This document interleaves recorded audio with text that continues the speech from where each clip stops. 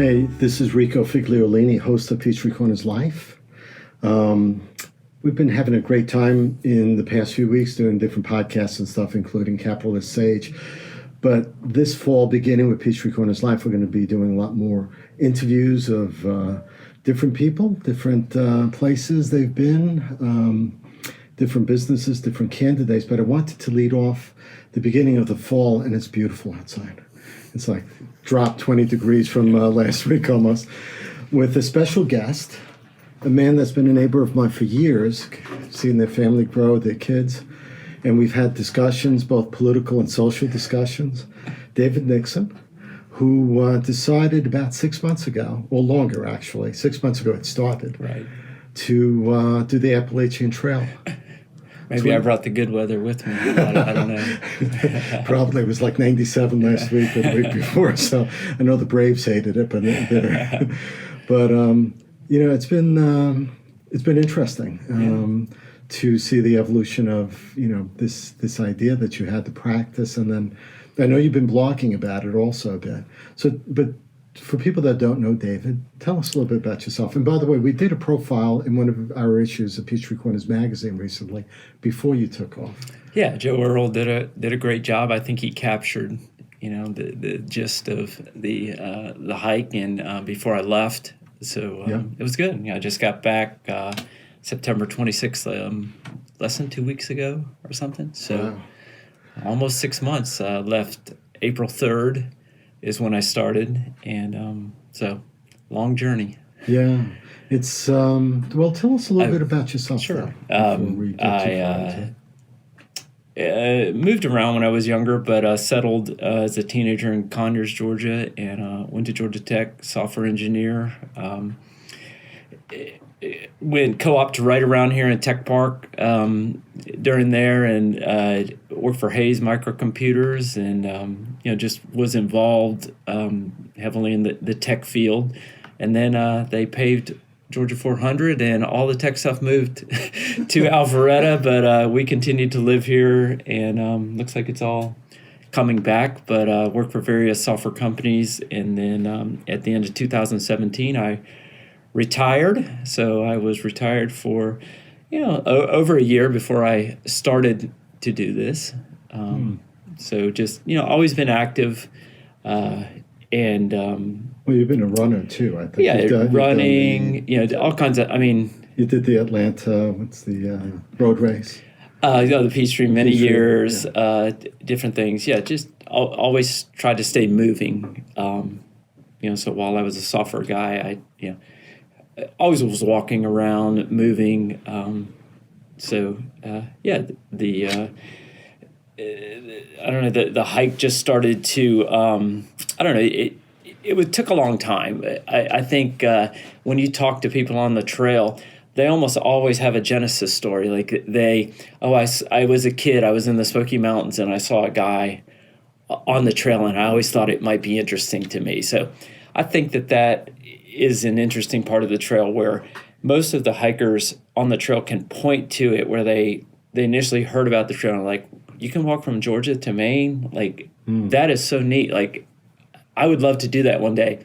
But I think there's also a large segment of the population think that's crazy. Like, why would you do that? Why would you sleep in the woods? Why would you do that? But almost all of us on the trail had a story of when we first heard about the trail.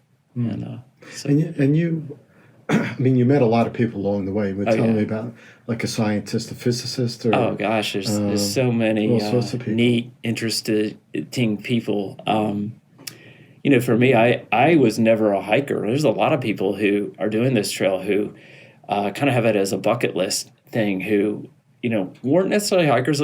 Plenty of people did things through scouts and things like that. Like they did a little hiking, but there's a lot of people on the trail just said, I want to do this. And there's so much information now on the internet, a lot of YouTubers that are showing people how to do it, how to use the gear, how to, and if you research it, popular people like Dixie is very popular, a girl, and she does a great job of kind of in a non-threatening way, helping people to kind of understand how to go about doing this. Like, people have a lot of blockers, just, well, how do you go to the bathroom in the woods? Like, how do you how do you do this? And so, Right.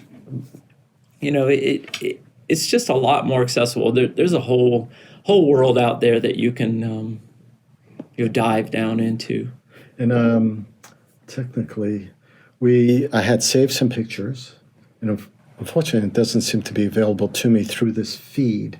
So what I'm going to do is I'm going to post this as an as a gallery to the post. So visit livinginpeachtreecorners.com, and you'll be able to see the pictures that we saved, 2 or 3 dozen pictures of Dave not only walking but of the trail of the. I mean, he would show 1,000 pictures.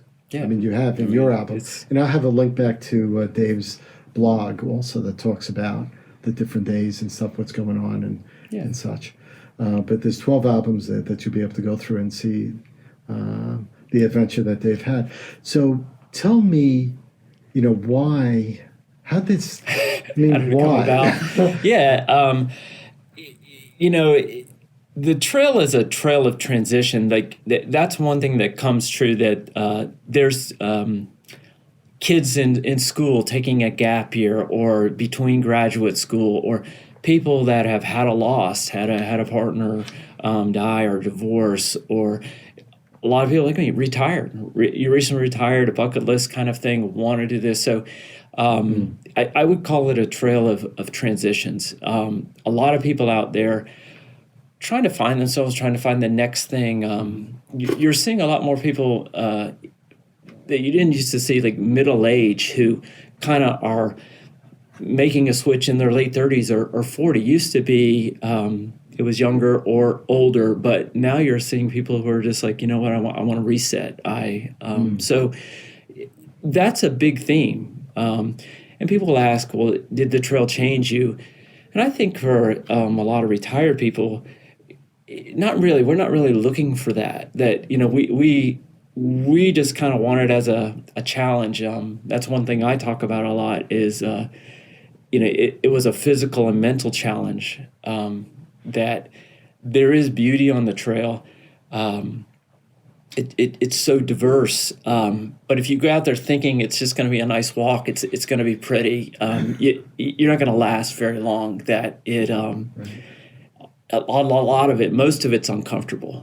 It is. It's a challenge. It's but it's just so rich. You meet so many neat people. You're rained on one day, beautiful weather, and the next day it's just.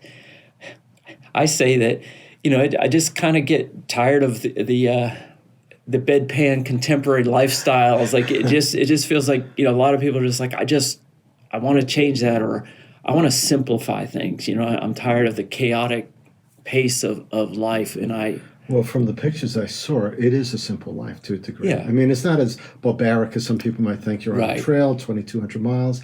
You have a tent. You bring a 50-pound backpack with you.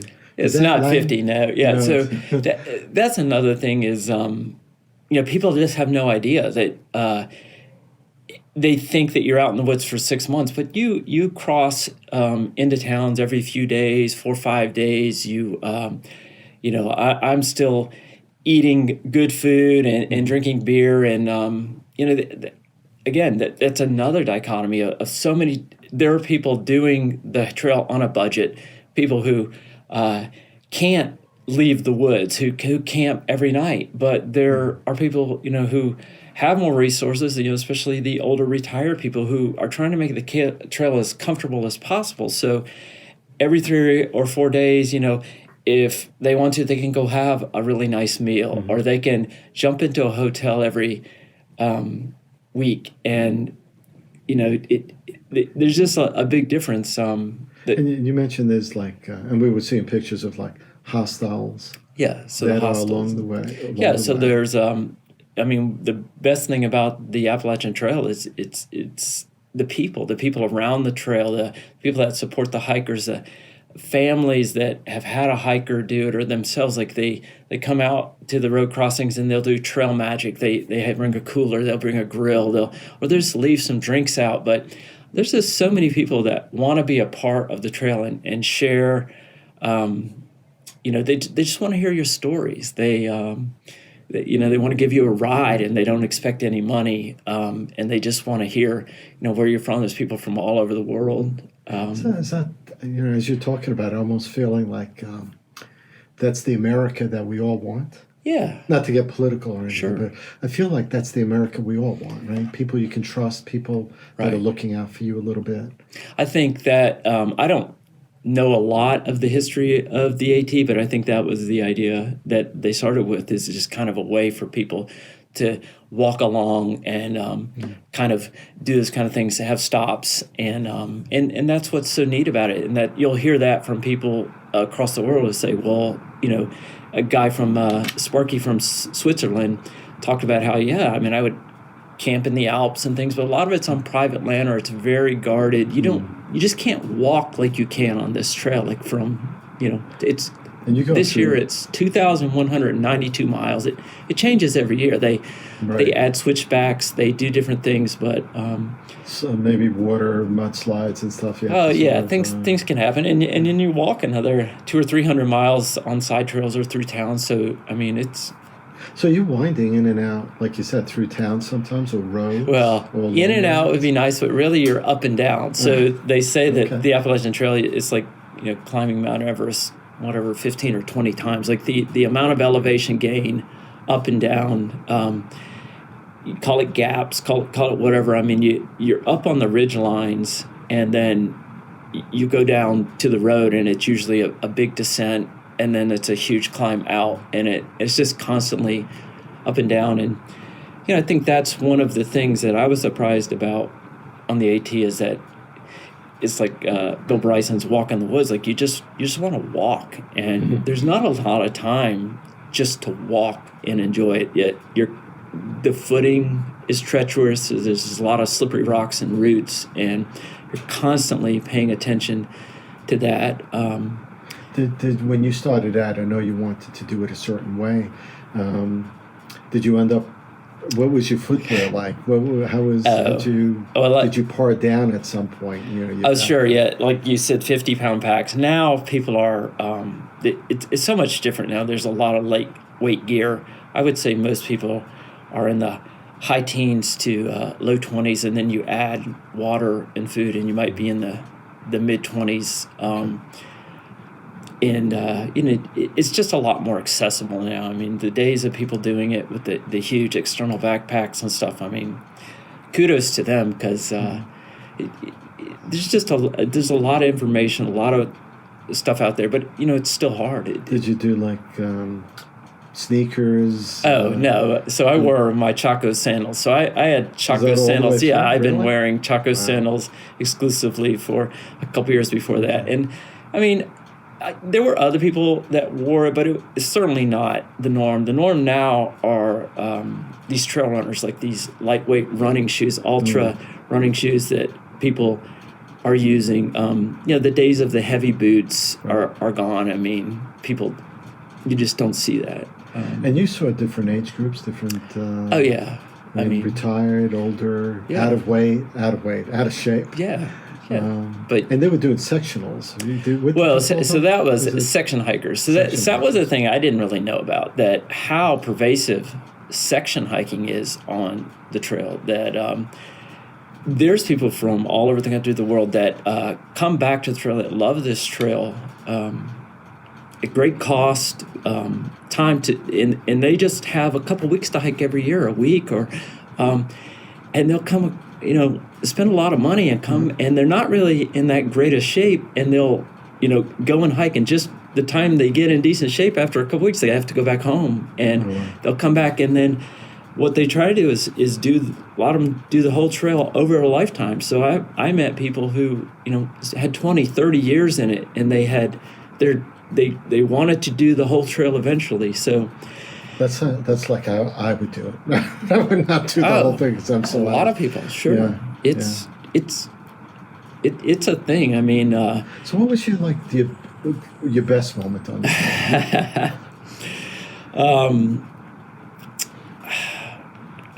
It's hard to say. I don't do very good at those type of things. Your favorite this or whatever. It's just all part of the whole. It's the freedom of of just walking, of only carrying minimal things. And so I talked to you a little bit before the show. It's like, Right. life is complicated. There's all kinds of decisions, and I think the trail is fertile. A lot more introverted people are trying to escape. Like they go there to try to calm their mind. And I'm definitely one of them. But when I got out there, you can't just walk. Like I said, there's rocks and there's roots and there's gnats in your eyes, and the weather is too hot or it's too cold, or so there's no easy answers. And yet it's just so nice that you've pared it down to everything you can just carry on your back, and the solution each day is just to get up and walk. And there's something about that's appealing, but your body doesn't always feel great. It feels beaten down. But you kept going. Oh, I mean, that's what you do. I think they talk about every year 4,000 or 5,000, something like that, start the trail, and about 20% finish the whole way. Really? So Now, how'd obviously your family, when you talked to them and your wife and your kids and you told them this is what you wanted to do, how'd they feel about that? it took a while. Because it is a sacrifice. Oh, definitely. My wife is, my hero. I said that, she was, handled it for 6 months, handled everything at home. And, she came up and visited me, gave me moral support. So, it's, I think I was, like I said, trying to find a way in a complicated world to, I was watching shows about hiking, but I wasn't sure. I talked about her, like when we eventually, she's a high school teacher and she retires in a few more years. Like, would we do stuff like this? But she never fully embraced it. And so I think I finally, last fall, it came together. I asked them last summer, my wife and my younger son, maybe they could do the Georgia section of the Appalachian Trail. And they said, well, maybe. And it got to be summer, and they said, yeah, it's really hot. Like, they just kind of backed out. And I said, I still wasn't sure. And then it just started to come together in the fall. And I said, the older son is off at college. He's got his own apartment. The younger son spends most of his time in his bedroom trying to figure himself out. I was like, what do you think? And she took her a little bit, but she eventually got on board, and she got geared up. And, I couldn't have done it without her support. And my older son actually got into backpacking. He came up and visited me in Maine, and my wife came up twice. She came up for 2.5 weeks in Pennsylvania. I remember that. And then came back for a month, and then came up in Vermont and New Hampshire. And you did the flip-flop is what they call it, right? They call that a flip-flop. So most people start at Springer Mountain, Georgia, and it's really crowded. It's really? Yeah, it's really crowded. Everybody's starting, and one of the main bottleneck points is the Smoky Mountains. So the Smoky Mountains National Park has all these kind of restrictions. They don't want you camping on your own, and so it makes it really hard. You have to register as a thru hiker. You pay a fee, but you're kind of treated as the lowest. The idea is, I think they think you're prepared, so they give preference to the section hikers and people who can reserve the shelters that are in the park. And you can only camp in these shelters because they don't want it overused. Right. So the thru hikers, especially in the cold, it's in March, it gets dark early. They'll be, in their sleeping bags, all warm and cozy and just ready to go to sleep at 5 o'clock. And then, a bunch of scouts will come in at 9 o'clock at night and say, well, we reserve this shelter and you have to get out and set up your tent. So it creates a lot of problems for the thru hikers, and they complain about that. Same thing up in the White Mountains of New Hampshire, just where there's a lot of restrictions. We're used to just kind of being able to walk and set up our tent wherever if we need to. And so life does invade a little bit. Yeah, so I wanted to avoid all that. I wanted to avoid the coldest of the weather, and so I actually started in Damascus, Virginia, which is 470 miles north on the trail. My wife drove me up on the spring break, April 3rd, and I started from there. So it took it took a couple weeks for the Georgia people who started earlier to kind of reach me, and it was lonely. I was in a cold driving rain up near Grayson Highlands, Mount Rogers, and I was happy to use my rain gear. I had my stuff, and my system was kind of working, but it was lonely. I remember emailing her and talking to her and saying, maybe fake hiking was, practice hiking was more fun than real hiking. And I think everybody who gets on the trail, unless you have a lot of experience, you're kind of surprised at how hard it is and lonely it is. And it's something you have to work through. Yeah, it's funny. It's my wife talked about this a little bit, about this philosophy of ascension, that you have your parents, you count on your parents, and eventually your parents are gone. And you're the ones left at the top now. And everyone's below you, and you have to take care of your kids and stuff. There's no one, can you help me? There's no one above you anymore. And being on a trail like that almost feels like, to me anyway, would feel that way. You're out there by yourself. You have to depend on yourself. Right. I mean, you have to know that wherever you are there, that this is a good place to be. Bears, mountain lions, whatever that might show up, and that sounds like that didn't happen during that trail time, which is cool, because you would think maybe somewhere along the path of 6 months of doing that, you might have crossed something. But I got to feel that either empowers you or makes you feel smaller, or maybe both. I don't know. It's all it's everything that if you can make it through that, there is a feeling of empowerment. Like I can make it through these type of adversities, but it doesn't always translate to real life. I just have to make sure that I can get up and walk, but the subset of problems and things is pretty small. I just have to do this thing, and it's something. It's definitely kind of challenging yourself, and I think you have to have that mentality to really want to do it. And people will ask, well, why, if it's not fun, why would you do it? But it's an adventure. It's both. Yeah, it's a challenge. I mean, some people will come back and say they had a great time, but it's surprising how many people I met who said, well, I said I was going to do this. I told everybody I was going to do this. Or there may be people who, they don't quit in their real life. Like by God, I'm going to finish this. And for a lot of people that do this, including me, that you kind of turn your whole world upside down. The people around you, your family, it's such an investment. A lot of times beforehand, you're planning it for a long time. It's expensive. They used to say it was $1,000 a month. So if you're on the trail for 5 or 6 months, the trail can cost you, $5. Now they kind of are saying that might be double that to hike the trail. Because you're staying at places?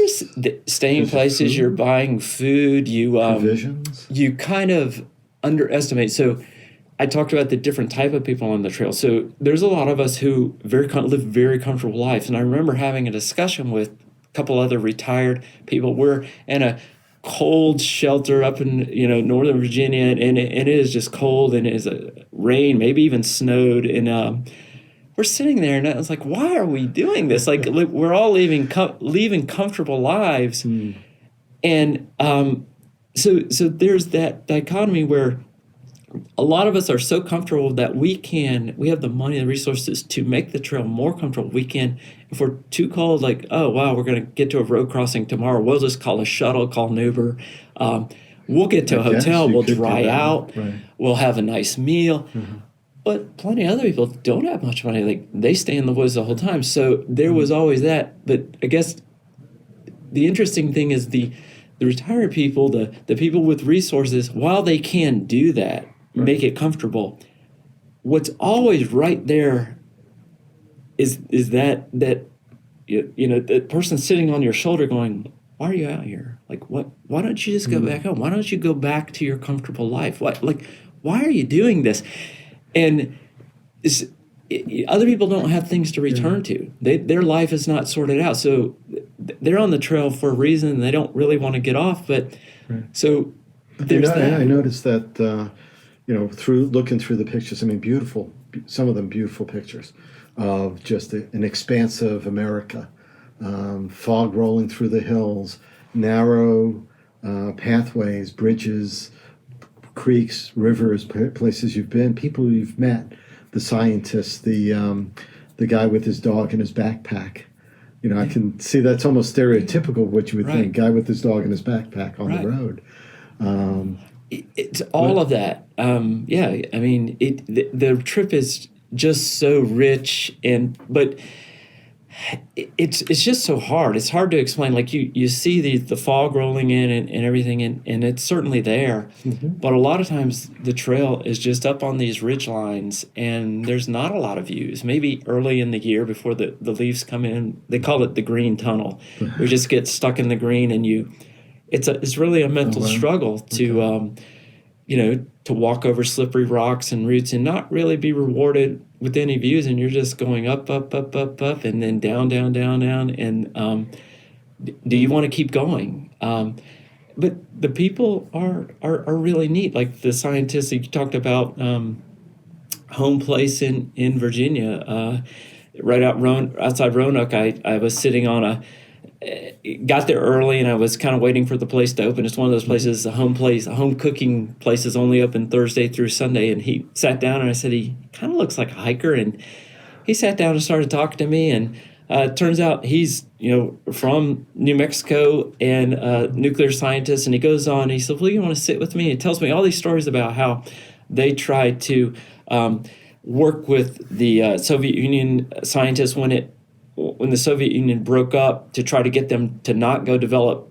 nuclear arsenal for North Korea and all the kind of things, and all the neat things that they developed out of that. But I met so many just intelligent, really accomplished people out there who, but a lot of times you don't get into those discussions either. Like, you don't talk a lot. Some people do want to talk about other people. You don't want to talk about your money or career or things like that.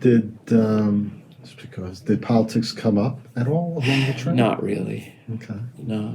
So the outside world of what was going on with what goes on with Trump or all these other things, really, that's not what. The cell phone coverage is possible, and some people did do it. I made a real attempt to really not know anything. In fact, I didn't know anything about the trail for a long time. Like, I knew until Notre Dame burned. I overheard somebody saying something about that. Right, that's right. There was a killing on the trail this year. Yes. I heard about that. There was talk up and down the trail. But in general, I didn't want to know anything. If I would go into the hotel lobby or the morning breakfast, they would, have one of the, CNN or Fox or something on it. I couldn't stand that. Like, I didn't want to hear anything. I didn't try to look up any information. I wanted to be totally insulated. Totally out there. Yeah, no, I don't blame you, because I mean, it's just you're going to be, well, originally did you think it was going to take you 5 months or 6 months? Well, you hear like 4 to 6 months, and usually it's because the weather demands that. So people try to start a little later in Georgia, but people are starting earlier and earlier to try to miss the bubble. But you have to get to Maine before the weather comes in, usually in September or so. They close Mount Katahdin, Baxter State Park. They kind of close it. So top, that's the peak where you stop. That's the top in Maine, and so you have that. And I was like, well, I'm not really that experienced, but I'm in decent shape. Like, maybe it'll take me 4.5, 5 months, but it was pretty close to 6, and it's so to make it in 6 months, you have to average 12 miles a day. That's I remember telling my wife the recognition like a month before. I said, I go for runs and things like, but I take days off here and there. Like, how do you do that every single day? Like, get up and do something for 12 miles. So it's different because you might hike. I think 20 is probably the number that everybody talks about. So that while they're trying to develop their trail legs, it's like they're trying to get to 20 miles, and they might go a little bit more, a little bit less. But I think most people are comfortable in the high teens kind of thing. But so you'll do a few of those, but then you might take a short day into town and then maybe a day off every week. So the average, will be There's a around lot 12 less, to yeah. make it. But and you're walking. I mean, it's not like. I mean, I could walk my subdivision and do 3 miles in an hour. Right. Let's say 12. You would say, well, 12 miles, and that would be 4 hours. But it's Right. really not, because you're walking trails. the You're right, going over the rocks average and- is about 2 to 2.5 miles an hour is what you do. So people, you're waking up usually with the sunlight, so you're on definitely more of a natural time frame, kind of like a farmer used to be. Like you're waking up and you're hiking 10, 12 hours a day, depending on the light a and things. long And day. that's a long day. So you're hiking 20 miles. The younger kids are blowing by you, and they're hiking at 2.5 to 3 miles. And people always say, "Oh, you're going too fast. You're going too fast." But I mean, what else do you have to do out there? So I was they're gonna just say, walking. You just. I think I would go nuts. I'd be listening to podcasts the whole time. That's another thing. So people start out, and you'll see section hikers or weekenders, and they'll see other people have the headphones in there, and they'll kind of be put off, like, "Oh, you're in nature, you shouldn't be." And I think all of us start out like that, but it doesn't take long before you're looking for books on tape, you're looking for things, and so it was pretty common for the thru Did that hikers. happen to you? Or? I really tried not to. I want my mind to kind of wander. I want it to be free, and I didn't. There's also just work and anxiety and things in trying to curate. Trying to come up with your list of things, like that's work. So I didn't want anything with So that. no playlist that you No worked on? playlist, nothing. Just I just like to walk and let my mind wander. And When I know that when you were preparing your pack and stuff, you sort of had an idea of what you wanted to bring. Are there like items that you would not do without on a trail like that? For those that may think of doing a section, or items that you wouldn't do without. right. Items that you would really need. Well, I mean, just clothes. Like the biggest thing is hypothermia. Just making sure that you stay warm. So it's funny, like the Appalachian Trail, it's basically a rainforest kind of thing. Like, so you're going to get wet. Everybody knows you're going to get rained on, but there's no answer for rain. Like, despite all the high-tech gear and everything, your feet get blisters, your hands turn pruned. So you'll see on the trail, everybody hates rain. Like, if you see a storm is coming, people will try to get into town. They'll try to get into hostels. And they know on clear days they can hike 25, 20, 30 miles. So everybody hates rain. Now you get stuck in it, and sometimes you're walking and the rain starts, and that's one thing. But when you wake up in the dark and just hear the rain coming, and it rained the day before, so your clothes don't dry out. Like if it's humid, right. and you don't carry a lot of clothes, like you carry your hiking clothes and maybe another dry shirt Like to two sleep sets. in. Yeah, that's pretty common. So you might hang up your wet shirt you hiked in or got rained in, and you wake up the next morning and it's still raining. It didn't dry. Like you have no option. You put on your wet stuff, Oh wow. and you go out in the rain, and you just start walking, and it could be perspiration, it can be humidity. So a lot of times it doesn't matter. So you'll put on a rain jacket, but you sweat just as much as if you had been rained. So there's no hiding from wet on the trail. You have to be comfortable with being wet. But what you don't want to be is hypothermic. So you'll put on a layer, and you may be wet underneath, but you need to be warm, and you need to know. So even though it's wet, layering is the way to go. Layering, and you need to know when you've got to get out of the rain, when you got to erect your tent or get into a shelter or get to town. Like you just can't, and it can be at 40 degrees, 50 degrees, and you can get hypothermia. So that was probably my main concern, and I think somebody asked me a question the other day, what was my scariest moment? And it's not animals. It's, bears usually, if you see them, they're running.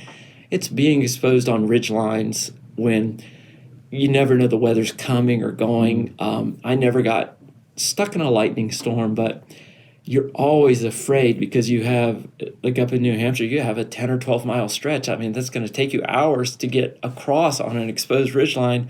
And you can see clouds billowing all over the place. Right. You don't know, what's going to happen. And it's almost feels like, if you go back 100 years, more than that, probably 130 years.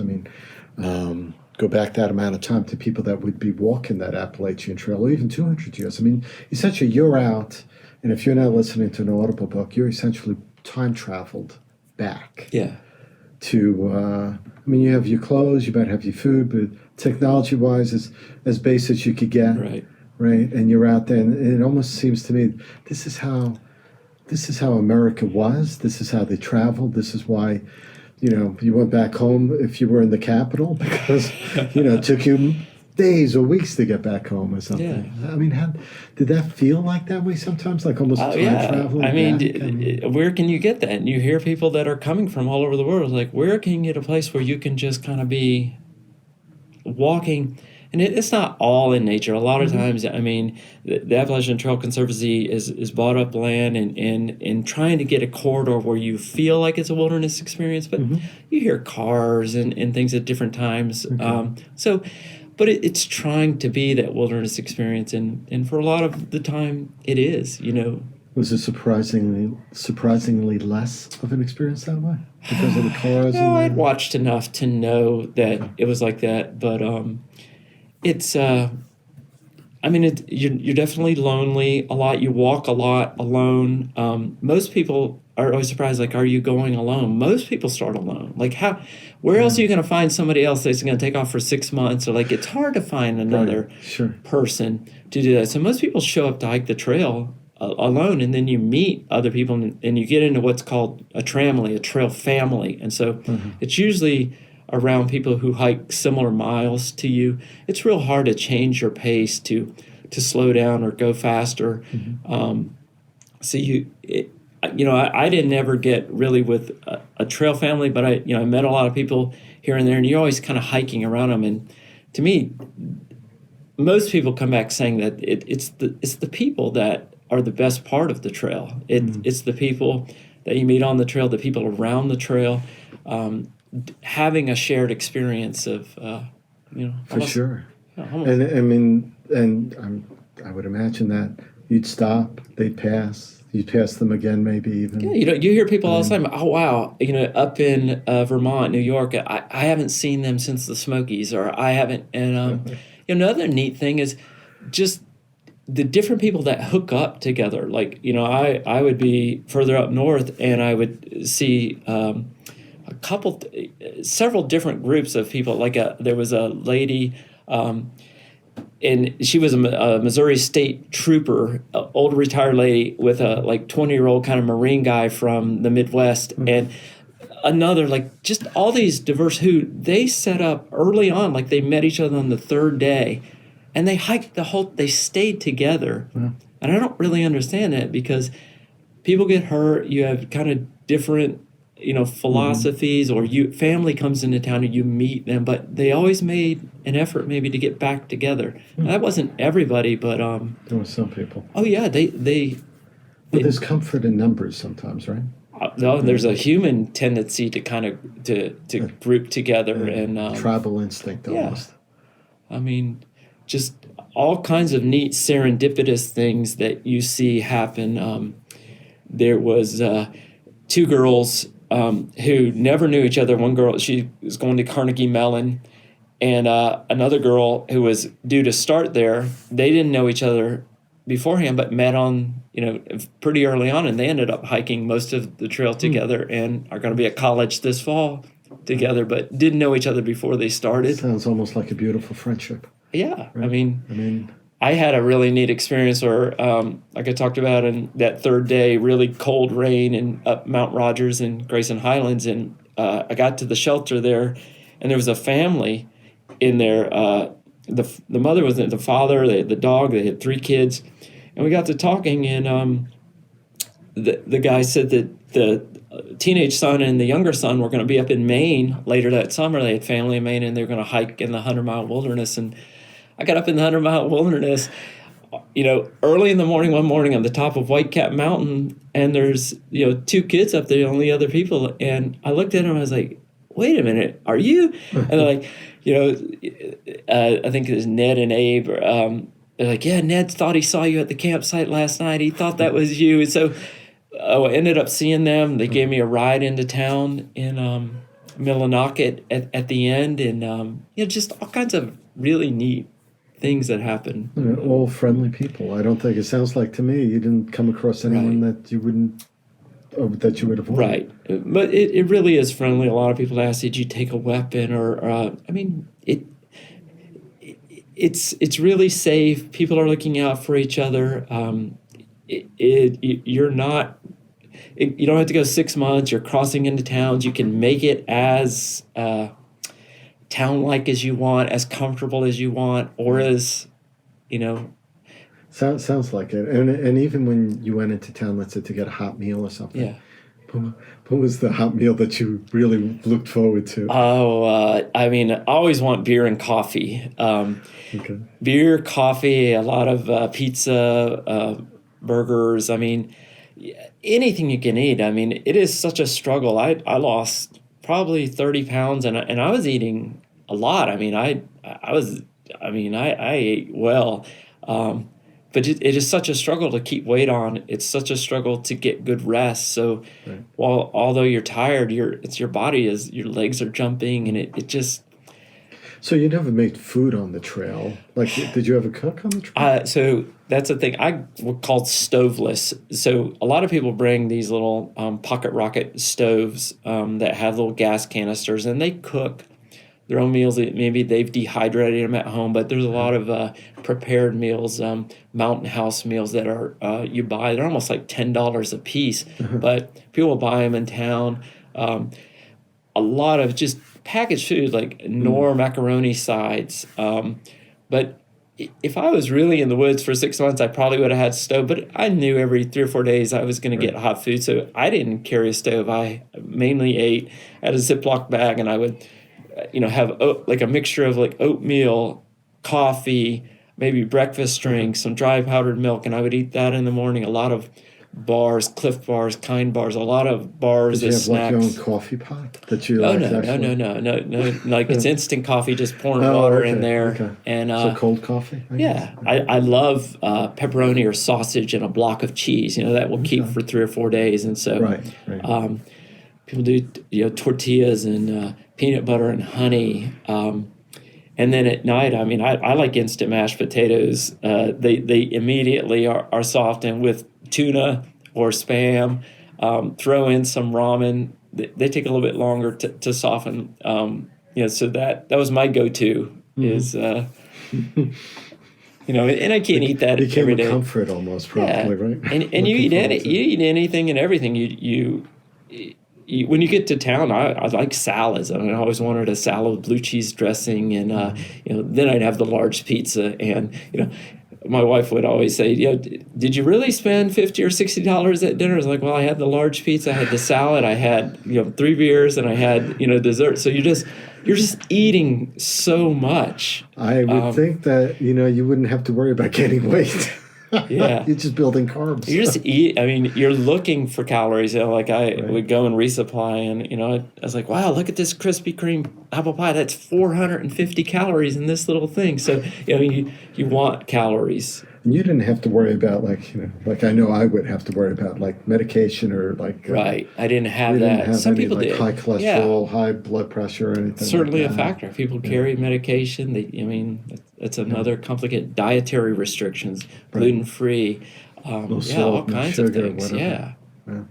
And as far as obviously a cross range of ages you met along the trail too. Right. And Helen, your wife, came up several times? Right. So she came up, like for 2.5 weeks, when right around Memorial Day, she got finished for the summer, came up to Pennsylvania, and my son Derek came up also, and she did what's called slack packing. So she would, meet me at the road crossings. We would set up, kind of say, I'm going to hike 15 or whatever miles today. And she drops me in the morning at this road crossing and then picks me up, whatever hours later. Okay. And we go back to a hotel. So we would kind of go to a hotel, go to a nice, you're up there in New England. We're doing nice country inns and things. And she's meeting all the people that I talk about. I was giving like a daily email to my family about what I did. And so she's meeting all the people we talked about. She's doing trail magic, bringing them Gatorades, meeting them at road crossings. And she got involved in it. And it just was so much fun. It was nice to have meals every night for that. Nice to sleep in a bed. Nice to be with her. So it was really nice. She went back for a month, and that about killed me through New York because you're still so far away. Right. And I was so used, I missed her so much. She went home for a month and then came back through Vermont and some of New Hampshire. And we really had the best time. And I'm so glad that, she was able to share it with me. It made it so much better. I wanted to see if we could get her on, but it wasn't possible to pull her onto the show. But I'm wondering if she ever shared that, the experiences like that you were on the trail with her kids in school. I was just curious if that ever came back. Yeah, I think tries to keep it more. She's definitely more private than me. Right. But so the slack packing, I don't think I explained that. So that's, where I'm not going to be sleeping in the woods or whatever. So I just have a little day pack, and I might carry my water and a water filter to filter my water. Put your other bag into the car and stuff. And it just stays at the motel or whatever. And I just, so that, and there's all kinds of do's and don'ts and gatekeepers about what is a real hike. How many nights should you sleep? You should never be in a hotel. You should pick on those things. Well, a lot of people. Most people are okay. There's a saying that's called hike your own hike. That's pretty pervasive. Is do it your own way, and that's part of the the goodness of the trail. Of people are usually very positive in the trail, but you do have gatekeepers out there, and you're doing it wrong. Yes. Everyone has an opinion. Yeah. But the interesting part to me just now, as I'm listening to you, is like that 12-mile walk took you all day, maybe. And it took Helen probably 12 minutes to get there to pick you up. And I'm like, sometimes I was walking the whole day, and it took her 15 minutes to go pick you up. But it's interesting. Sometimes it will be on the other side of a mountain ridge. Right. So and there's only two roads, and it may be an hour it's not like for as her the to go crow around. flies. It's like you take that road around or something. Wow. Did you ever come across any bad weather where you had to reroute yourself? No, I think this year we really had good weather this year. I think this class of 2019 was very lucky for the weather, but that happens. They have reroutes on some of these mountain ridges. They have bad weather on the trail.